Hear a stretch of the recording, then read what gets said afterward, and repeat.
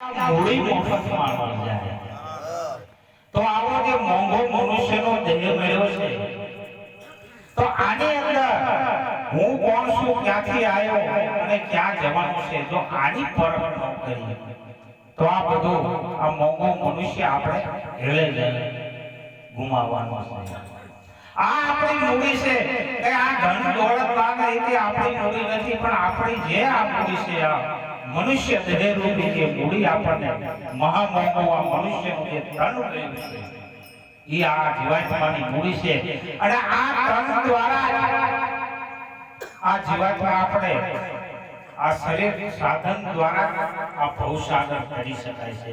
તેમાં મહાપુરુષો કહે છે કે જાગ જીવડા ભવસાગરને કાંઠે આયેલું આ નાવ તારું ડૂબે ના. તારી નાવમાં કામ ને ક્રોધ ભર્યા, દોરા ધાગાથી કામ નહીં થાય તારું.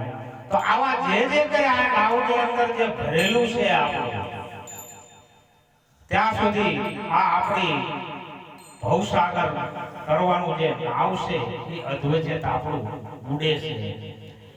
એટલા માટે કહે છે કે તું ક્યાંનો રહેવાસી, ક્યાંથી આવ્યો, હતો રાજા કે થઈ ગયો રાખ, કે જાગજે જીવડા તું જાગજે, કે તારી આ મૂડી મફતમાં ન જાય. હે સુખને ગોતવા લાગ્યો આ સંસાર મારે, હે સુખને ગોતવા લાગ્યો આ સંસાર મારે.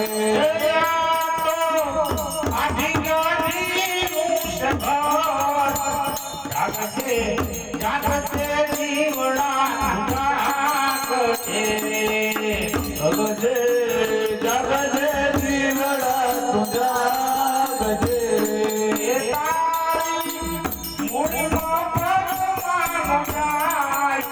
જાગતે જાગતે જીવડા જાગતે,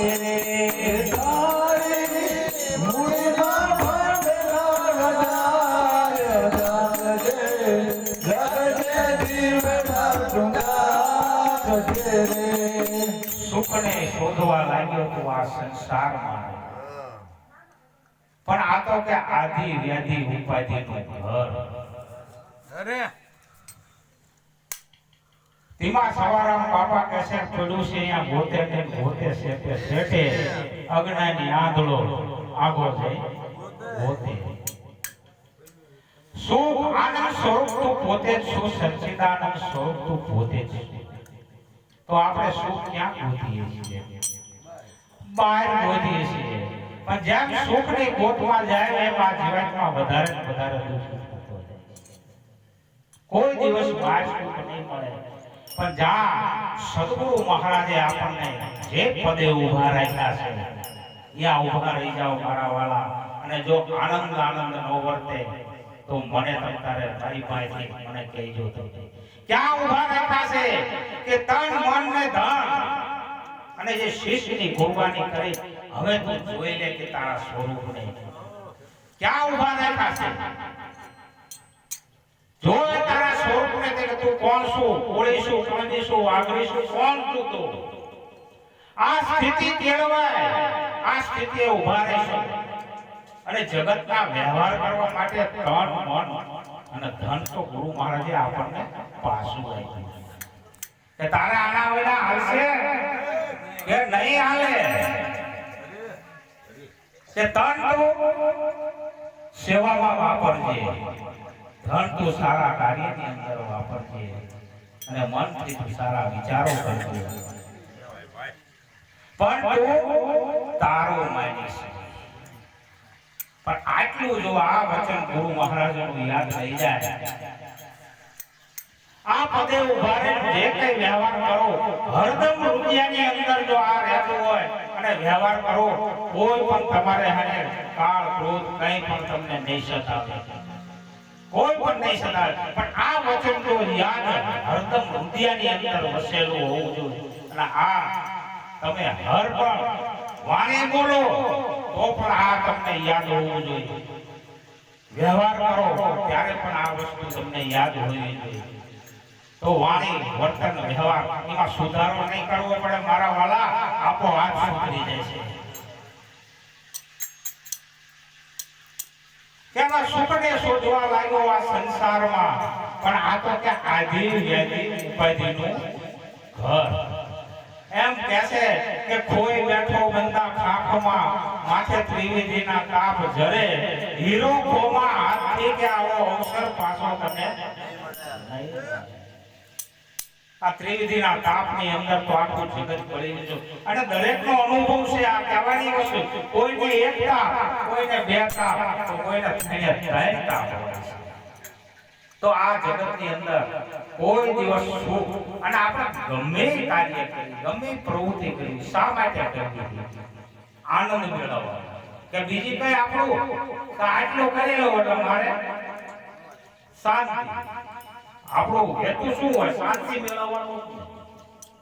પણ શાંતિ સ્વરૂપ સચ્ચિદાનંદ સ્વરૂપ આપણું પોતાનું જ છે, જે સદગુરુ મહારાજે આપણને પરખાયું છે, અને એને રહેવા માટેની રીત પણ આપણને બતાવી છે ગુરુ મહારાજે. તો હૃદયની અંદર આ સદગુરુ મહારાજની સમજણ એક પળ પણ આગળ ન ખસવા દેશો, અને જો ખસી એટલે ભૂલ પડવાની.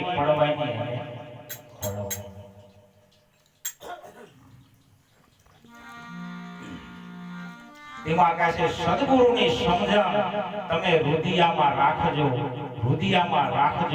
આને વેડફી ન નાખતા. એ સદગુરુની સમજણ તમે આ હૃદયની. નાના મોટાનો ભેદ ગુરુએ સમજાવ્યો, ઈરે ભેદને તું હંમેશ યાદ રાખજે. નાના મોટાનો ભેદ તો મોટા મહાન જો મોટો દુઃખ હોય ના જગતમાં તો નાના મોટાનો છે. ઘરમાં જુઓ, કુટુંબમાં જુઓ, ગમે ત્યાં જુઓ તો આ નાના મોટાનું દુઃખ મોટું. એ પહેલા જ ગુરુ મહારાજે હરી લીધું. પહેલા ભલા માણા બધું હરખું તને ત્યાં આપણને કે પરમાત્મા સુધી હરખું કરીને પેલા તું પરમાત્મા કે હરખા. તો હવે તારે શેનું દુઃખ છે? તો આ સમજણનો વિચારી, ગુરુ મહારાજની સમજણનો વિચારી, ગુરુ મહારાજની સમજણે રે. ગુરુ મહારાજે જે પદે તને ઉભો રાખ્યો છે એ પદે તું સ્થિર થઈ જા. દિમાગ છે કે મૂળ ઘર પોતે ફરી જાતું ઠામ, કે હે જાગજે જીવડા તું જાગજે. હે ભગવાન